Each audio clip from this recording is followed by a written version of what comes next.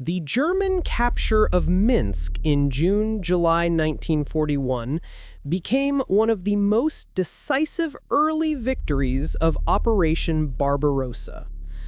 Located on the vital corridor between Eastern Europe and the Soviet interior, Minsk quickly turned into the centerpiece of a massive encirclement that shattered entire Soviet armies. The Battle of Bialystok-Minsk demonstrated the full, brutal efficiency of German blitzkrieg, leading to the capture of over 300,000 Soviet soldiers and clearing the path towards Smolensk and ultimately Moscow.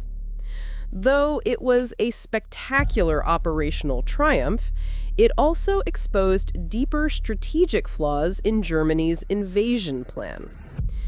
Before the invasion even began, both sides understood Minsk's importance.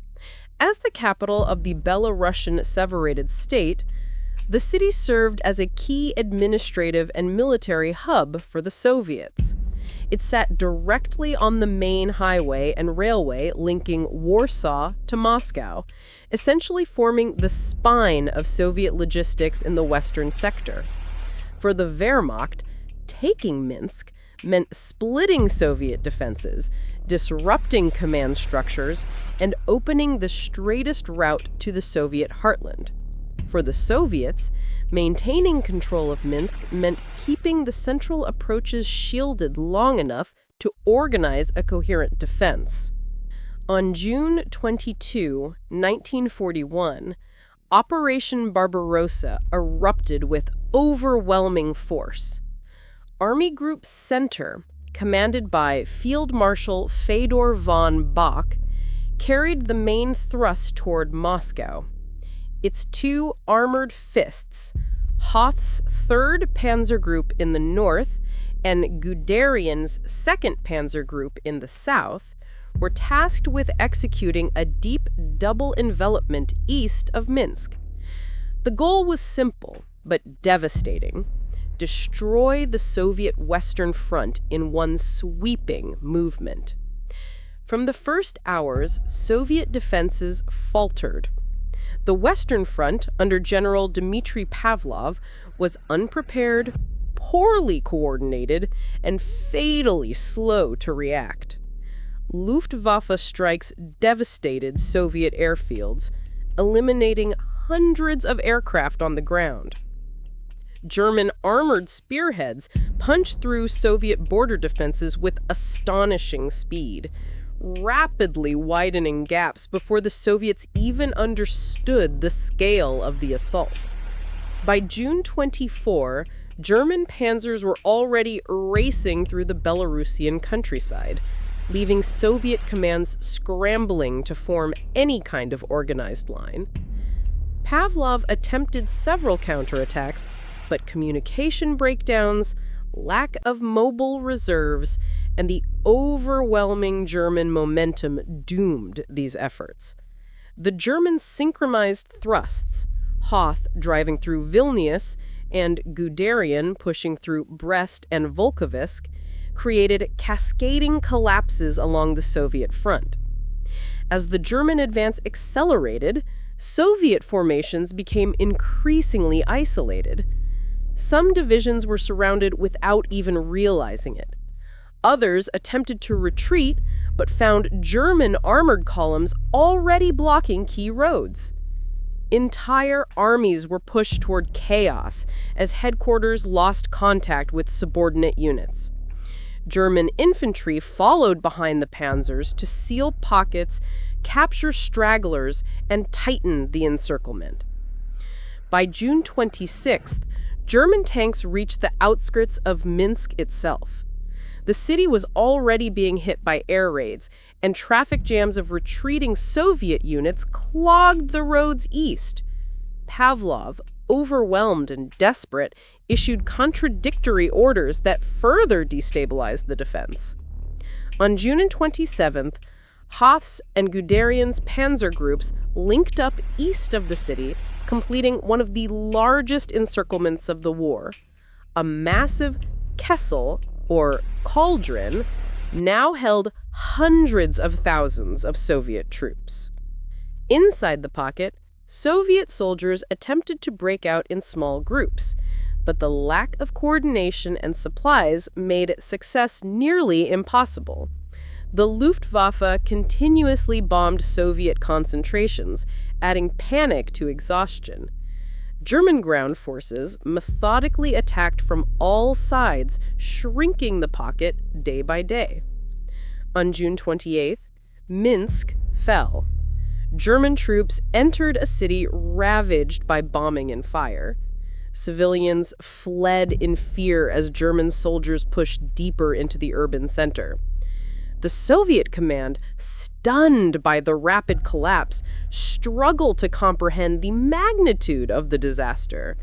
General Pavlov and several officers were arrested, accused of treason and incompetence, and later executed, a stark example of the Soviet leadership's desperation. However, the fall of Minsk did not end the battle. The German armies spent another week reducing the encirclement. Soviet troops, starving and exhausted, attempted escape through forests and swamps, but were hunted down by German units. By July 9th, the pocket was completely destroyed. The numbers were staggering. Approximately 300,000 prisoners, around 3,000 tanks, and thousands of guns captured. Entire armies, the 3rd, 10th, and large parts of the 4th, ceased to exist as fighting forces. This defeat opened the road to Smolensk and allowed German forces to advance hundreds of kilometers into Soviet territory within weeks. The Wehrmacht leadership believed that the Soviet Union was collapsing and that the war in the East had effectively been won in the first month. The victory at Minsk only strengthened this illusion. Yet beneath the triumph lay deeper problems. The very speed of the advance stretched German supply lines across devastated Belarusian terrain. Fuel shortages, equipment breakdowns, and logistical bottlenecks began to slow the momentum. Meanwhile, the Soviet Union, though battered, was mobilizing massive reserves. Fresh armies were being formed, industries were being relocated beyond the Urals, and the state apparatus was shifting to a wartime footing. The Minsk victory showed that the Soviets could be defeated in the field, but not quickly and not decisively. For the people of Minsk, occupation marked the beginning of immense suffering. German authorities implemented brutal racial policies, targeting Jews, communists, and suspected partisans. The Minsk ghetto, established in the following months, became one of the largest in Eastern Europe. Tens of thousands of Jews were murdered by Einsatzgruppen and local collaborators. Belarusian partisans soon formed resistance groups, but German reprisals were merciless, often wiping out entire villages.